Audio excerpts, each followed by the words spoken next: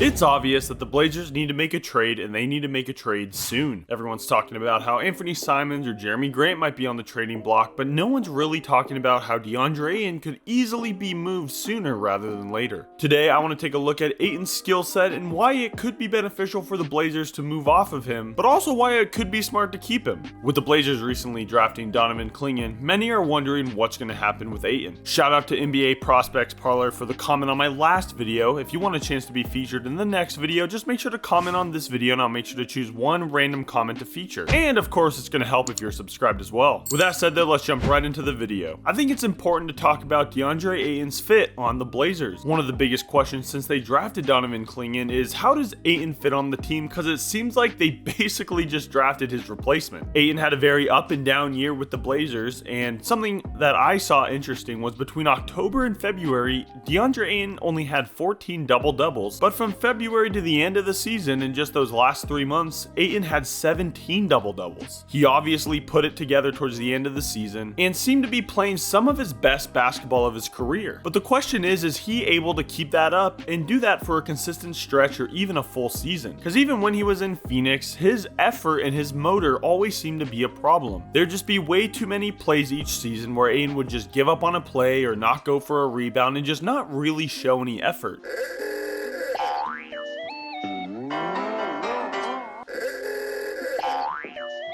And even after being traded to Portland, I saw a lot of Phoenix fans on Twitter talking about how Ayton would have these stretches where he looked like the #1 overall pick that they drafted, and then would just have a few months where he looked like he didn't even want to play basketball. And so I totally understand why a lot of people would just rather move off of him than dealing with the sort of wishy-washy up and down play style that he's demonstrated since being drafted. But does that kind of player fit on the Blazers, or would he be better on another team? It doesn't seem like he really has a spot on this Blazers team long term, especially as I mentioned before, since the Blazers drafted Ayton and Kingan, who seems to be their center of the future. Ayton and Kingan, of course, fits the age range of guys like Shane Sharp and Scoot Henderson and is more in that 20, 21, 22-year-old range as opposed to being a bit older like Deandre Ayton is. And then you have to also ask, does Deandre Ayton even want to be here on the Blazers? As towards the start of the season, there seemed to be some concerns with his overall attitude and his desire to be here in Portland on this young rebuilding team, considering he came from Phoenix where they made it to the finals and had playoff aspirations each and every year. I think a lot of fans were questioning whether or not he truly even wanted to be here in the first place. So comment below and let me know, do you think Ayton has a good fit on the Blazers, or would he fit better on another team, maybe trying to win? We also need to talk about Ayton's performance, where in this last season, in his first season with Portland, he averaged 16.7 points, 11.1 rebounds, and 1.6 assists on 57% field goal percentage. Obviously, Ayton's bread and butter is that mid-range shot, and he's one of the best mid-range shooters and mid-range centers specifically in the whole NBA. He's definitely better than Nurkic, and I don't think that's too much of a question, but something we'll talk about later is his contract, which kind of brings people down on him. And while 16 and 11 on good shooting splits is pretty nice, is he living up to that #1 overall kind of hype? He was drafted by Phoenix in 2018 with hopes of becoming one of the best, if not the best center in the NBA one day, but obviously that doesn't seem to be the case. You also have to ask, can we expect anything more from Ayton than what we've seen this last season in Portland? Because over the last 2 or 3 seasons in the NBA, we haven't really seen much growth from him. He always talks about wanting to develop a 3-point shot, but we've never really seen that come to pass. I also think his performance and just the type of player he is may not be the best kind of guy to pair alongside Scoot Henderson. Scoot Henderson, of course, being the player in Portland who everyone hopes to be the star of the future, but I think he would pair a lot better alongside a Derek Lively type of center who's a bit quicker on his feet, more of a lob threat, and gets most of their shots from under the rim, as opposed to taking the ball and taking mid-range shots. Obviously, we've seen Scoot and Ayton have a couple nice lobs throughout the season, but I just don't see their pick and roll being one that could take this team to the finals one day, whereas a guy like Ayton and Kingan I could definitely see pairing better with Scoot Henderson. But again, comment below, let me know what you think. Could Ayton and Scoot be a good pairing long term, or do you think Scoot and Kingan would be better? As I touched on earlier, Deandre Ayton's contract is one of the worst parts about him as a player. Deandre Ayton signed a 4-year, $132 million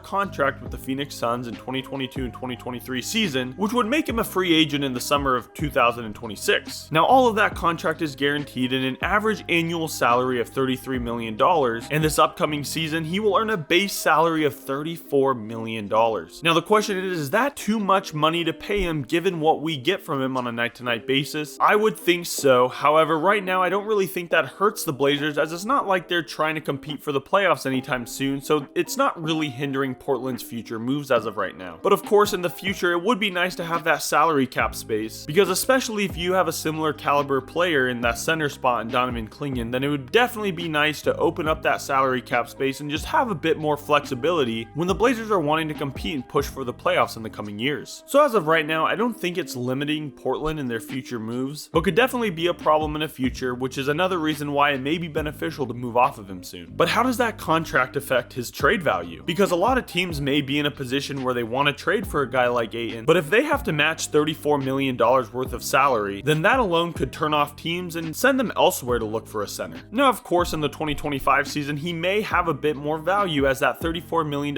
contract will become expiring, and so a lot more teams might be excited to take on that contract knowing that in the following summer they can just sign him for cheaper. Because as of right now I don't believe that any center in the NBA should be making that kind of money unless you're one of the best in the league like Joel Embiid or Nikola Jokic or even a Rudy Gobert. But again, that salary might look a bit more appetizing when it becomes an expiring contract, but even then what teams would want to trade for him? Of course the Pacers, who initially signed him to this max contract before it was matched by the Phoenix Suns, could still have interest in him, and at least shows that Indiana would probably rather have Ayton over Miles Turner. Ayton also has more playoff experience than Miles Turner, and so that could be appetizing to them in the coming years. You also look at a team like the Raptors, who I've talked about before, who are a still younger rebuilding team but are definitely closer to Ayton's timeline, and so they might want a guy like Deandre Ayton when they're ready to compete. And another team I think could have interest in Deandre Ayton is the Chicago Bulls. The Bulls are in kind of a weird spot in the NBA where they haven't fully blown up their roster and traded Zach LaVine yet, but of course have moved off of DeMar DeRozan and traded Alex Caruso for Josh Giddey this summer. So who knows, if they keep Zach LaVine and want to compete and make a playoff push this year, and if Nikola Vucevic isn't just doing enough for them, then I could definitely see them putting some salary together and maybe going after a guy like Ayton at the trade deadline. But comment below, what teams do you think would want to trade for Deandre Ayton? Now we have to talk about Ayton and Kingan and their fit together on the Blazers. Can they coexist? Kingan, of course, as I mentioned before, fits the long-term timeline for the Blazers, and as of right now seems like the guy that the Blazers really want to invest in the center spot for their future and for this rebuild. Ayton, of course, being about 5 years older than most of their young players like Scoot and Shaedon, Donovan Kingan just fits the timeline better, and when they're ready to compete, Ayton will already almost be 30 years old. However, that doesn't necessarily mean that Ayton needs to be traded this summer, as I do think you could go at least one full season with both Ayton and Kingan on the roster and not see very many repercussions from it. Kingan, of course, coming from UConn, only averaged 22 minutes a game in college, and so I honestly don't see him playing more than 17 to 18 minutes per game his rookie season, which would leave about 30 to 31 minutes a game for DA. So I think they can coexist together in that sense and not see any real problems. And then maybe if Kingan has a rookie of the year style season, then you may want to move off of Ayton next summer so that Kingan can take on that starting position. But what about if Donovan Kingan doesn't ever become as good as Deandre Ayton is? I know that might be a laughable topic considering we know how good Kingan already is on defense, but he doesn't really seem to have much of an offensive feel for the NBA game yet, and so I totally understand the argument to try and keep Ayton and Kingan together as long as possible just in case Kingan ends up being a bust. I don't think that'll be the case, but hey, you never know, and if you want to keep the security of having Ayton on the team, then I could get behind that. So overall, it seems like trading Ayton could be a smart idea if a team is willing to give fair value for him and match his contract, but I just don't see that being the case as of right now. I don't think it would be a bad idea to move off of him, especially if you really just want to open up the runway for Kingan, and considering the Blazers have kind of a logjam at the center rotation with Robert Williams and Duop Breath also on the roster, so depending on what they could get back for him, I wouldn't hate moving off of him this summer. But again, I also don't think it's a bad idea to hold on to him for at least one more season just to see how good Kingan is and see how they pair together, and then when Ayton has an expiring contract, then move off of him. But comment below, let me know your thoughts on Deandre Ayton. Should he be traded sooner rather than later, or should the Blazers hold on to him just in case Kingan doesn't end up being the player we think he is? Make sure to subscribe for more NBA and basketball content, and like the video if you enjoyed it. I appreciate you watching, and until next time, I'll see you later.